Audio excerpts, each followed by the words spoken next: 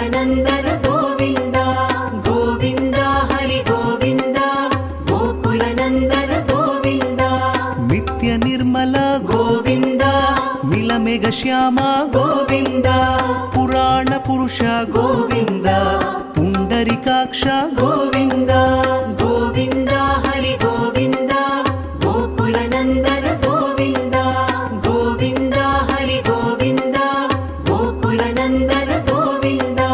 नन्दनन्दन गोविन्द नवनीत चोर गोविन्द पशुपालक श्री गोविन्द पाप विमोचन गोविन्द गोविन्द